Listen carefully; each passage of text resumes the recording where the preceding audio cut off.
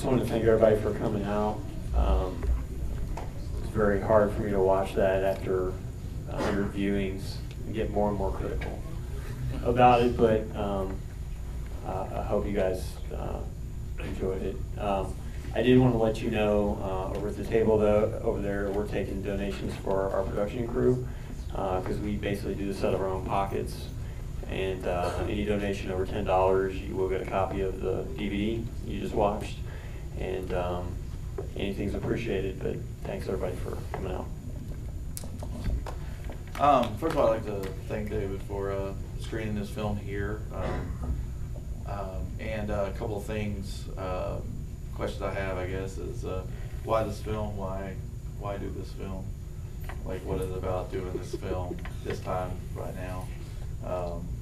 It's been a while since you've done this film, correct? Right. Okay.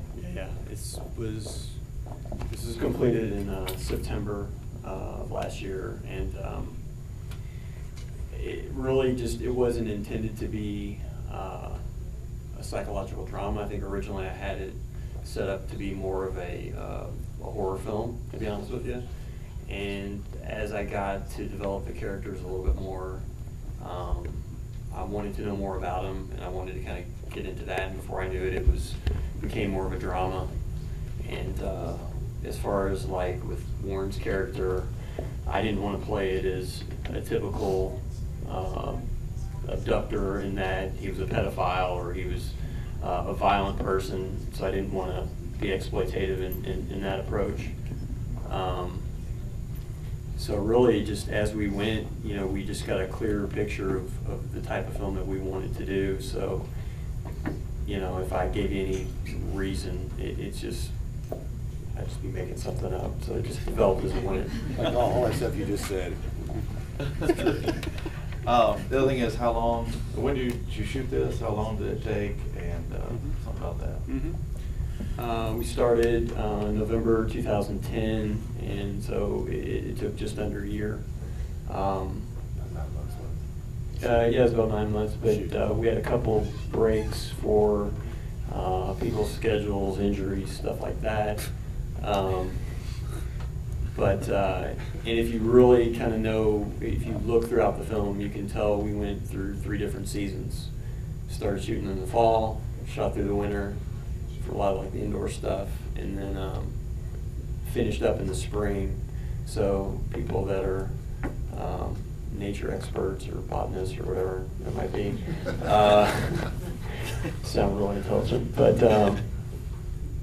some of them have noticed like, oh, the floral's just like really blooming there. I mean, for 3 days and what have you. But we work with what we got, and you cheat a little bit and hope nobody notices.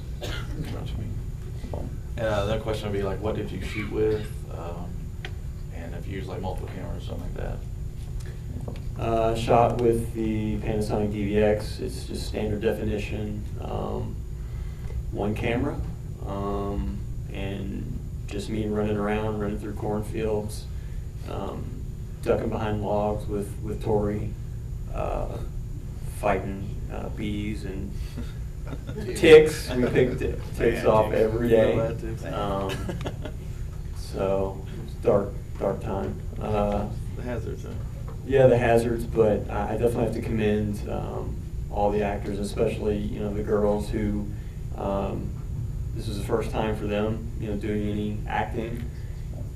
So a lot of things that might seem basic to us, as far as how would somebody act if they were dehydrated or having convulsions, they didn't know what any of that meant. So I had to kind of explain, well, this is what this is. And I remember Taylor, who's the girl abducted in the, got a hot mic here, is abducted in the first scene. She asked me, like, well, what is convulsions? And I was like, okay, well, let me just hop on YouTube. And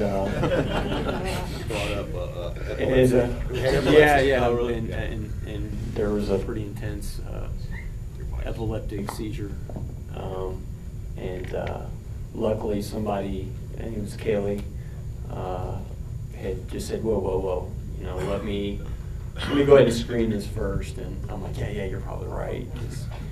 You know, I'll just take them right in there and be like, see, there you go. You know, damager for life. Yeah, thank God for YouTube. You know. A little bit. First of all, I say, I think, is it Aaron played Amanda? Is that correct?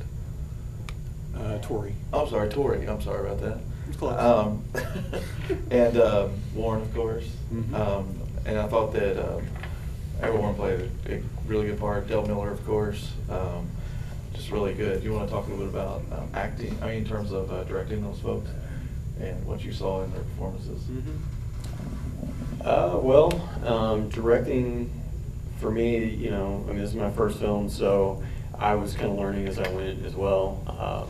Warren's had some experience, Dale's had experience acting, but I've kind of learned that with different, you know, whether it's age, experience, demeanor, everybody's a little bit different. And as a director, you have to learn how to basically direct each person and manage that person. Some people need a little bit more breakdown of what you're actually wanting from them. And one thing I'm learning is not to assume anything about what a person might know, kind of relating that back to Tori's or Taylor's scene. And you know, Warren, he's an actor-director, so there were a lot of things that he saw, continuation stuff, that was helpful along the way. And so I just say, to answer your question, it's better if they've directed film, is what he's saying. No, I mean, everybody's different, Yeah. and Takes time each to, person. yeah, sorry. That's all right. Horrible with this. No, that's good. That's good. I have a question for Warren here. Sure. Kind of how did you come up with that? Was that a lot with David? Like he said, okay, here's how he is. He's kind of a, you know, tries to be like a nice guy. You know, the whole like don't trust the world kind of thing. And did you help create that character? How much did leeway David give you? Well, they gave me a lot of leeway. I think the biggest wrestling match we had was if Cecil wore glasses or not. To be honest with you. No, you can't wear glasses. Your eyes are too damn expressive. I'm like, I'll be a lot creepier with these glasses on. But yeah, no, they finally conceded to that. I think the biggest wrestling match was if I could have a mask. I really found that little boy blue mask and said, we've got to use this. I'm like, no, you can't have a mask. We want to see your face. I'm like, we'll find a way to use this thing. And then David made it integral to the plot. So, you know, I brought the mask to the table, and David found a way to write that into the storyline. So we worked good as a team like that. But as far as Cecil was concerned, I ended up basing him on that Cecil knew cat that had kidnapped that little Mexican kid down at the Downs here a couple years ago, and everybody saw him in Louisville. He had those glasses and that same lower jaw, and he frowned all the damn time and was weird, and you know. Now that guy was a pedophile and gay, so we only took his look. Took a lot of it, actually. Yeah. Just cut out the pedophile part. Yeah, we just cut out the pedophile part, but everything else. Yeah. But that guy's actual name was Cecil New. So we took the name Cecil from him. Yeah, So we did do that, yeah. I remember that, yeah. That's what that's about. All right, to open up, anybody have any questions or anything? You can just raise your hand and say them or whatever. This guy right here. I don't really have a question. I'm David's dad. I just want him and everybody else to know how proud I am of him and what he's done. We are too.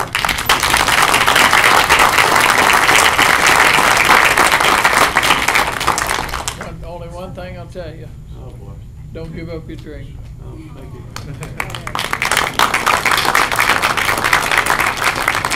Any other questions? Anything else? Oh, Darren?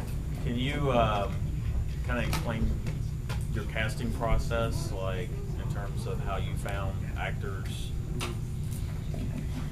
Well, just starting out when you don't know anybody, you basically just reach out to people that you have known that maybe have done some film work. I knew Warren back early 90s. I was doing a fanzine and he was a musician, artist. Zombie Hunt.